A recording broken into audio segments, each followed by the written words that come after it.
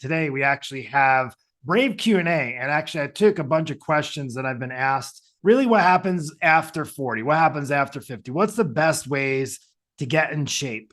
Let's get started.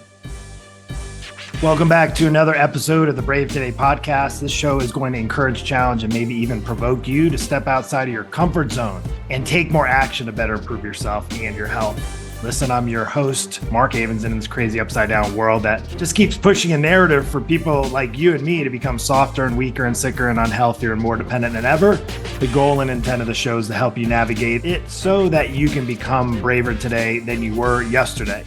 A few details about the types of shows that I have. We do interviews called Brave Guest Interviews, where I basically bring somebody on who I admire, who's not only showing that they're being brave, but they're also helping other people become braver today as well. Also, we have Brave Q&A. It's where I'll be answering questions that you have and want answers to, so that if you have a question regarding your health and fitness, weight loss, honestly, anything goes. You can drop some questions down and I'll be answering those. We also do, it's called the Flavor of the Day, where I'll be discussing latest news on health and fitness, picking apart the latest diet trends, workouts, fads, pills, potions, all that kind of good stuff. And then I break down them and give you my honest opinion of them. Lastly, we have breakthrough episodes where I'll take a deeper dive into one area, be it physical, mental, emotional, spiritual, basically any area that could be holding you back, providing insight and guidance to help you have a breakthrough in your personal health and fitness journey. So with that said, today we actually have Brave Q&A. And actually, I took a bunch of questions that I've been asked, and honestly, they're asked all the time. And I'm going to actually jump in right away. Really, what happens after 40? What happens after 50? What's the best ways to get in shape? And instead, what I did is I compared the questions that I get to what people are looking at. And it's the most Googled fitness questions. So I want to kind of join forces between what you're looking up on Google and you're searching, as well as the questions that I get. So this would be a pseudo Brave Q&A. Let's get started. How often should I exercise? So this one is really a common question I get asked all the time. I know maybe you even have it in your mind. And to be honest with you, it really all depends on what you're trying to achieve. Honestly, if you did any kind of exercising at any point in your life, you realized if you did it long enough and were consistent, you got results, you realize the more you move, the better you feel. Now, exercise doesn't necessarily mean you have to go to the gym and lift heavy weights for 2 hours, but it does mean that you got to move, right? Move more than you probably are doing when you're just doing your daily stuff, going to work, taking the kids to school, taking your dog for a walk. So now, not to say you couldn't get some exercise in when you're walking the dog, but honestly, how often you exercise is really going to be dependent on the kind of goals that you want for yourself. I know some people just want to be able to walk. So maybe walking is your form of exercise. But essentially, as far as ideal, in my opinion, and it's from my personal experience and having the privilege to be able to help tens of thousands of men and women by this point in my career after 3 decades, I know for a fact, and I even seen it all the way at both spectrums. I see young people that are moving more and they're feeling better. They have more energy. They're at a healthier weight. They have more confidence. And honestly, that a lot of it has to do with how often they're moving and exercising. So how often should you exercise? I actually recommend people exercise every single day. Now, it doesn't mean that you should be beating yourself senseless on a treadmill or, doing hours and hours of cardio or like crushing in the weights every single day. It's really just depending on your ultimate goals. Let's just say if you're a beginner and you're starting off, try every other day. Maybe try, say, Monday, Wednesday, Friday. And then if you're feeling lucky on the weekend and you're feeling a little extra energy, you give yourself one extra workout on the weekend. Maybe you do 4 out of the 7 days. So you're doing exercise more days of the week than you aren't, right? That's a good sign. Then from there, you can start to see how you feel after the workout. Listen to how your body responds. That's going to be a key indicator of the next direction. Now, you don't want it to just become for you, your exercises to become habit and you're not feeling changes. Ultimately, your exercise should actually provoke some change in your body if you're doing it right and if you're combining that with the other things necessary to getting in great shape.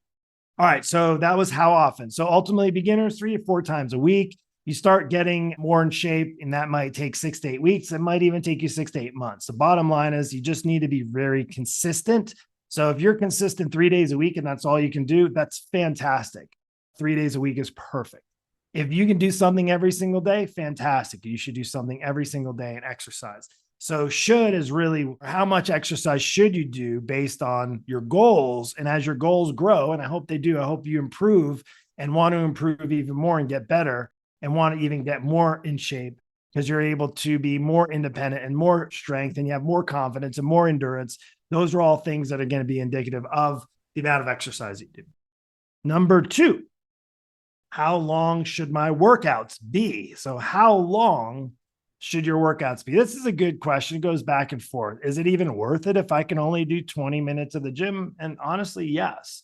There isn't really a specific, it will go back to your ultimate goals of what you're trying to achieve. So if you're just trying to, you sit at a desk all day and you notice you're not very active and you want to move a little better, you don't want to have as many aches and pains in your workouts, they don't have to be very long. 20 to 30 minutes. There isn't any like gold standard time frame that your workout have to be. In fact, I know a lot of people have super busy lives running companies and they really only have maybe 20, 30 minutes throughout the day. They don't even have 20, 30 minutes to themselves in one set period of time. And for that person, being able to break up maybe a 15-minute workout in the morning or lunchtime, in the afternoon or evening, and get in at least 30 minutes a day is going to be good enough. As far as like how long your workouts should be, I mean, you can take right now, I'm currently doing 2 workouts a day as part of my 75 hard. I'm on day 41, I believe, or 42. And it's just something that isn't part of necessarily my fitness goals, but it's part of this program that I'm doing for mental toughness, which means I'm trying to improve the discipline that I have with exercise because I know it really helps in so many other areas of my life. For me, I'm doing 2 workouts a day. They're each at least 45 minutes. I typically go to the gym just about every single day. Usually one day a week, I take a break. But again, I've been doing this for a long time. I've built up to it. So my average time every day is about an hour and a half to 2 hours of working out every single day.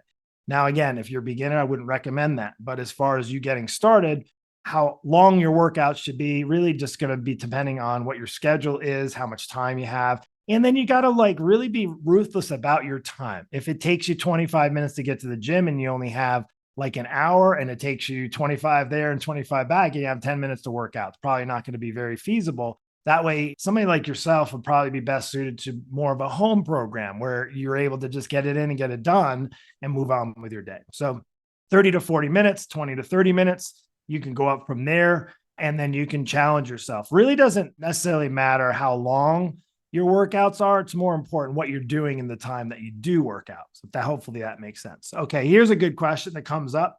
I hear this one often. I'm doing some cardio and also I know it's, my doctors told me it's good to do some cardio as well as strength training. And usually after that, I ask the question, well, is your doctor exercise? Why don't you find out what they do? And chances are your doctor isn't exercising because the majority of doctors out there don't exercise. That's just the truth. So giving you a little truth talk, cardio before, after, back to that. If you want to run a marathon, you're probably going to need to focus more on your cardio than on your strength training. So you're probably going to want to make sure that you're fresh for your cardio. So if you're a runner and you're training for a marathon, you probably don't want to do your strength training first and then do your cardio. You want to probably do where your body is strong and fresh. You might want to change it up a little bit to challenge yourself a little differently, but just in general, for your consistent routines, you probably want to focus on the area you're trying to improve. Say you're a marathon runner and want to do that. You're going to probably want to spend that time doing cardio and then after to do a little strength training or maybe on alternate days or something like that. But if you're trying to get stronger and leaner and build strength and build support around your joints and be able to turn your body into a furnace so that it keeps the weight off, that's kind of what I like about strength training so much. I focus more on the strength training. Now I'm active, but I don't do like traditional cardio all the time. In fact, maybe a couple times a week besides my hikes, and I'll go for a ruck, which is basically just a weighted pack that I go for a walk to make my walks a little more challenging. I haven't really been running in a while. I don't miss it. I do a step mill. But as far as that, I typically will do that on alternate days, or I'll do that after my strength workout. That's for me because I'm right now currently focused, and I have been really for the last couple of years because it's really served me and my goals really, really well. I probably spend about 80% of my exercise time doing strength training and about 20% on cardio. So the answer for that, cardio before, after lifting, it all depends on what your focus is. They're both good. And if you are doing some, you can even do workouts. You probably heard of HIIT workouts where you're doing strength training, but you have your heart rate up during that. That's okay. And that was really more of a fad, probably back in the millennium, maybe 2000, 2010, in that period of time, where you do those kind of HIIT workouts and you're doing strength training of that, but it's really taxing on your body. I will say I used to do that and I stopped doing it because I noticed that my body was really getting beat down. And the hard thing is, if you're not able to recover well, and as you get older, you need better recovery, not necessarily more recovery, you just need better recovery. It's really hard to do if you're really taxing your body to that level. All right. So, next question. This one's a motivation. Mark, how do you stay motivated? This I hear all the time. How do you stay motivated? I just haven't been motivated. God, I got my mind on my work and my kids, and I got this going on in my life and this struggle that's happening, and I have this relationship problem, and I know I need to exercise, kind of even know what I need to do. I'm just not motivated, right? And the simple answer to motivation is it's really not something you need to rely on. In fact, the people that I see that talk to me about that, it's really another just form of an excuse, because motivation is not going to be there all the time. You're not going to be up and at 'em and ready to go every single day and motivated. I'm quite honestly not motivated, probably maybe at least 2 to 3 times, maybe even sometimes more during the week, where I'm just not motivated to work out. But I know it's necessary because I have specific goals and I have a discipline in place, and I have some structure that's going to really just say, hey, you need to be doing this. One of my current structures that I have in my day is I need to get to the gym by 6:30. That's every day. Like, that is structure. Now, when I wake up, am I going to say, well, I'm just not motivated, I'm not going to go today? No, it's not a part. In fact, part of the 75 hard I'm doing is that I can't miss a day, or I have to start back at day one. So if I miss today, one of my workouts, I don't get to move forward. I actually get to start over from day one. And I don't really want to say that I did 42 days and I had to stop. So motivation is really something that can help you, but you get motivated when you see results. Bottom line is you have to take action. Don't wait for motivation to take action. Take action and let the action produce the results, and let the results be like, wow, I feel a difference. I see a difference. I really feel better. I have more confidence. I lost a few pounds. Like, somebody noticed that I look a little different, right? I feel stronger. I'm able to lift this, or I'm able to do this. I'm able to walk through my day and without the aches and pains. Like, that's the motivation that's going to come after you take action, after you do the work. And you realize after time, I don't really think about motivation. It's really not even something I ever even talk about or think about. It's funny because if the weather's bad, I still got to do it. You just got to prepare yourself for it. And fortunately, that is a skill set. It takes time. It takes discipline. It takes you wanting what you want, but then also wanting what that want leads to. So if you're not motivated, which is causing you not to exercise, then what does that lack of motivation that's going to cause you to not exercise lead you to? Not being healthy, not being fit, not getting the body that you want. And again, you just have to ask yourself that question. What is it that you want most? Do you want to just wait till motivation kind of shows up? Because, motivation is something that might be here one day because you have a cruise you want to go in, or you have an anniversary, or, you want to look good for your kid's wedding or something like that. But then what happens after the wedding, right? Oh, well, I'm just not motivated anymore, right? It's a vicious cycle that you really want to stay away from. And motivation is something that will try to get the best of you. Okay, let's go on, Mark, how to start at the gym. I want to get started and I have no idea. There's so many different gyms. This is a question, and I get this asked, and I kind of wrote some things down here for you. How to start at the gym. So if I'm going to start, if you wanted to start at the gym, what's the best scenario? Well, think about when you're purchasing a home. Now, we just bought a new home, but what did we do? We drove around in neighborhoods. We went online. We checked out different areas. We went and drove around, right? We went to open houses and we looked at, like, what's going to fit our lifestyle? Where are my people, right? Where is it where we feel that we'd really enjoy? Now, you may not think about enjoying fitness in the beginning, especially if you're just starting, but the best thing to do is to go online, look up reviews of places, look at the pictures, see what people say, go on their websites, see the kind of vibe that you're getting from that. If you have no idea, you got to just start. And then just to start going, go to the gym. And I would recommend probably not going early morning or in the evening. Try to go during the day or at lunch break, probably where the manager's there or somebody that can really help you. You go early morning. Sometimes there's just really busy and they don't maybe have a person that can help you. And then have them show you around, have them go on a tour like you would, like we did when we were house hunting, we were searching, we went into neighborhoods, we have people show us homes, have the same thing. That's really the best way. So you can get a vibe. And then they usually have passes. So the best part about starting a gym is that you can kind of try before you buy. Most of them will have a 3-day pass or a 7-day pass, or you could even maybe buy a month to check it out. You really want to go somewhere where you feel like, you know what, this place is like, this is more my people. I'm not really a hardcore workout person. And something like a Crunch might be the gym, or maybe a Planet Fitness, right? It's open 24 hours. I can go when it's quiet. It's like there's no judgments or whatever their marketing thing is. And then, you can look at other gyms that have like a health club. There's a gym that we belong here to, Genesis, and they have like a health club and they have basketball league and they have classes and a pool and swimming. And there's all sorts of different amenities that the club offers. So if you're one that wants to try different things out, that might be better suited for you. But the best way to go about like how to start at the gym, before you even think about like, I want to go do weights and I want to go to a gym and do weights, just go test it out, get a vibe, go get a feel for the place, and don't hesitate to shop around. Don't just go for the cheapest one or the closest one. It'll be worth you kind of doing a little bit of investigating, and then go there during a time where you're going to probably work out and try out a workout, maybe get a trainer to help you if you're new to the gym. So that's how I would start if I was starting new at the gym. In fact, we were trying out gyms. We just ended one, and there's a new one that's opening that my son and I are going to be going to. We're really excited about. Don't think it'll be more my style for my wife, or maybe my wife, she may, and maybe my daughter as well. But I know we're looking forward to that. But I went and checked it out. It's not even open yet. It got a good vibe for it. I'm kind of excited for it. It has kind of the equipment I'm looking for and the kind of training facility that's going to be there. So again, that's what I'm looking for.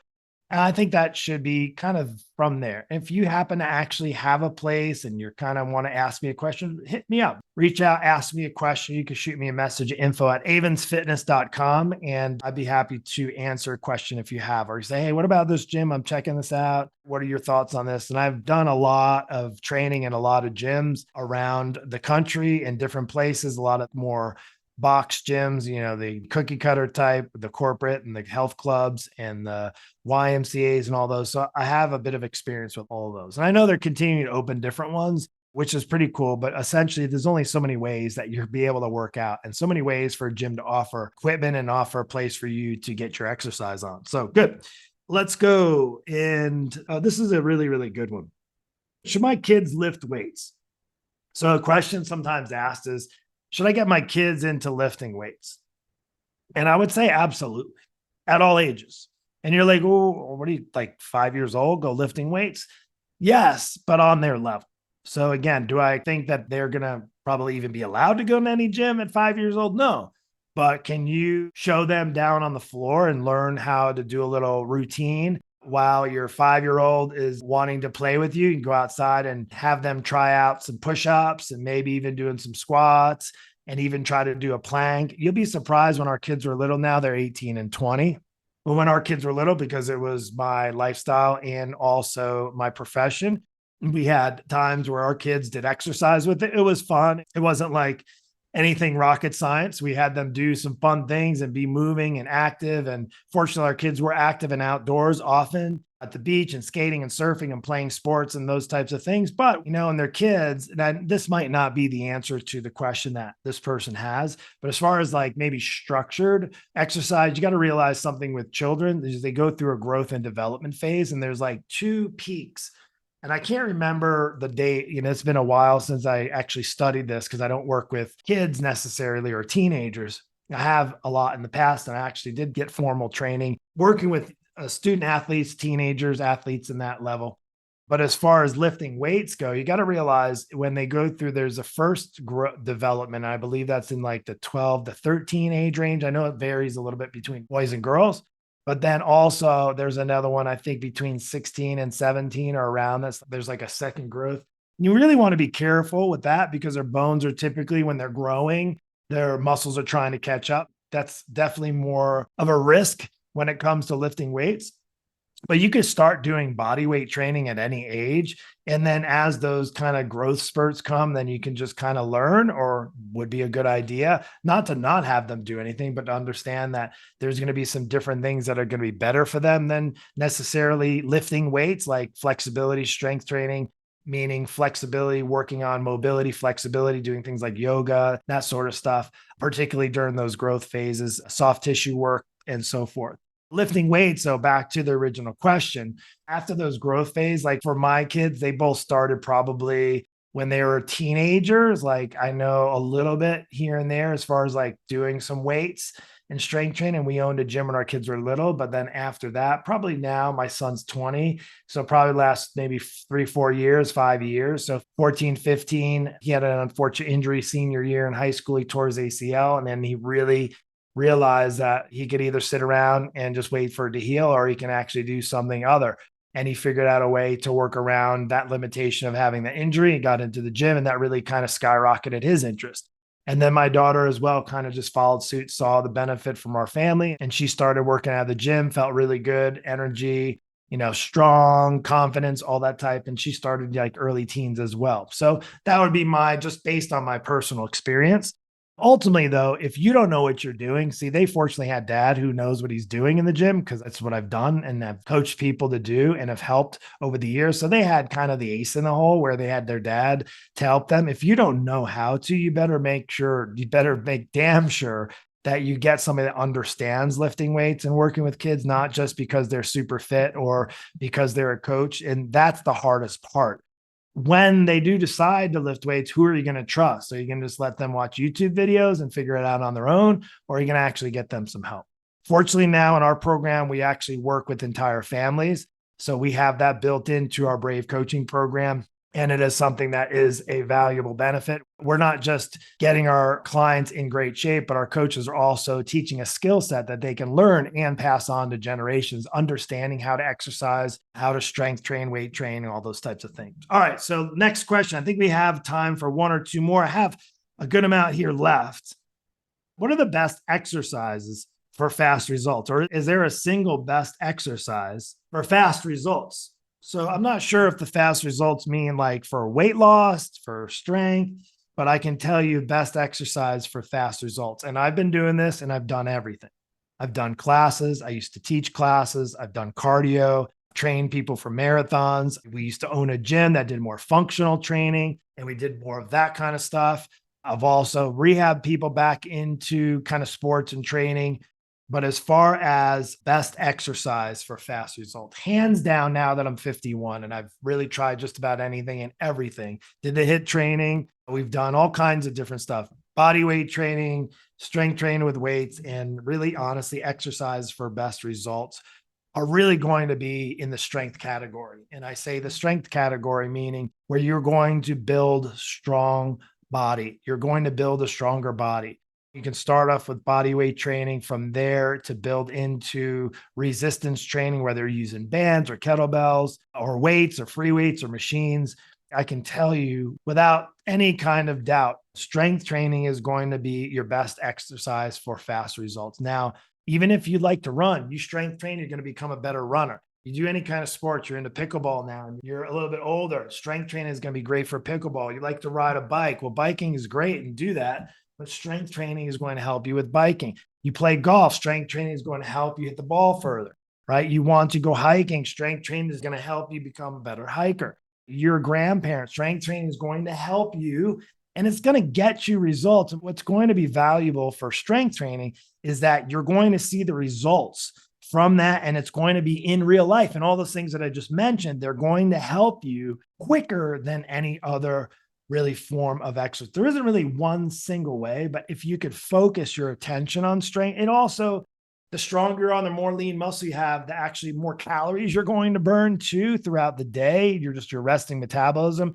Your muscles are like a furnace. They're going to burn way more amount of calories in your day than your fat, being excess fat on your body. So keep that in mind too, to keep you lean and strong. That's the best case scenario, not just for fast results, for long lasting results. All right, let's get one more in. Oh, here's a good one. In fact, we're doing a training on this one inside of our inner circle. This is where our clients get to come in on a weekly basis and develop a skill set. Tomorrow, we're actually focused on flexibility. Should I stretch before my workouts or after my workouts or both? Should I stretch? The answer is yes, you should stretch. I want to follow that up with know what stretches you're doing. There's different types of stretching, like what you did back in high school. Now you're 50 years old, and that was a long, long time ago, right? Or the stretches you did when you were playing tennis in your 20s and 30s, and now you're in your 60s, going to be different. Your body is going to respond different. It's going to require different things. Chances are your goals are probably different as well. So the important thing is whenever you do stretch, and you definitely should, I say instead of say stretch, prepare your body before a workout. You shouldn't just go run to the gym, get out of your car, go in and start lifting weights or doing cardio. You should actually do a little what we call prep work, muscle prep work. It's kind of like preparing for an exam. Think of your workout as the exam, and you do some preparing by studying for that exam. Well, think about your muscles. When your muscles go in and they're cold here in Colorado, and you get out of your car and you go into the gym and your body is not warmed up, your muscles aren't warmed up, you'll still be able to work out, but it won't be nearly as valuable. You won't nearly get as good of a workout or get the results that you probably put the hard work in for that day's exercise routine. So as far as should you stretch before your workouts? Yes. And even what's to prevent you from stretching after your workouts or in between your workouts? Now, there's different types of stretching. There's a stretching that's more of a relaxation to your muscles. And then there's a stretching that's more of an activation to your muscles, getting them prepared. This can be just a little bonus, and we'll finish with this, is your stretching before a workout should not be a kind of stretching that's going to relax your muscles and get them kind of more in sleep mode and kind of recovery mode. There's a stretch called static stretching, more where you're holding the stretches. And contrary to what I think some people still do these days, as they'll do like an over the head stretch and they'll hold it. They'll reach down and touch their toes and they'll hold it. They'll bring their knee to their chest and they'll hold it. Well, you're asking your muscles to relax because that's sending a signal. Those neurotransmitters are sending a signal to your muscles to just relax. So you want to be very careful how you're stretching before your workouts. Now, is it better than not stretching? Sure. But again, you're going to be better off if you do stretch before a workout. There's more of an active method of stretching. I'm not going to go into a whole demonstration of it, but I can give you kind of a sample. Instead of reaching across your arm and holding, you can do a short one in the back. You can just kind of go back and forth just to kind of get it revved up, get it kind of amped up. You can do what's called dynamic type stretches where they're more movement based, where instead of just holding your knee to your chest, you could be walking and pull it and then walk, take another step and pull it. That's more of a dynamic. It's more of a shorter duration and a more repetitive duration type of stretch. And that's going to help you get prepared. It's kind of like what you would see out before somebody does sprints out on a track. When they do some jumping up and down, they might do some high knees. They do some things that are going to get the blood flowing to their body, but not relaxing the muscle to the point where it's not going to perform. So I think that's enough for today. In the Q&A, again, I just kind of took a blend of questions that I got, and then these are going to be, let's just call them the most Googled fitness questions over 50. So anyway, I hope this helps, and I hope you have a great, blessed day. Now, listen, also, just lastly, if you enjoyed this episode, I don't do any advertisements. So to help support it, just kind of subscribe. You can also share the show. Like, that's all I ask too. If you enjoy this, please share this with your friends. And also, of course, you want to stay up to date on the Brave Today show. You can also just subscribe, like I mentioned, but then also you can follow me in some social platforms. We have something brand new and exciting, My Brave Community, coming very soon, and it's going to be accessible. You'll be able to join our own brand new community. So be on the lookout for that. There'll be a promotion coming very, very soon. That way we can actually have an amazing community that's kind of off all the restrictions of all these other platforms that tend to just kind of tell you what you can and can't say. And instead of doing that, I figured we'd just start our own and build our own nice community out of that. So anyway, you guys have an amazing, blessed one. I hope this helps. Take care.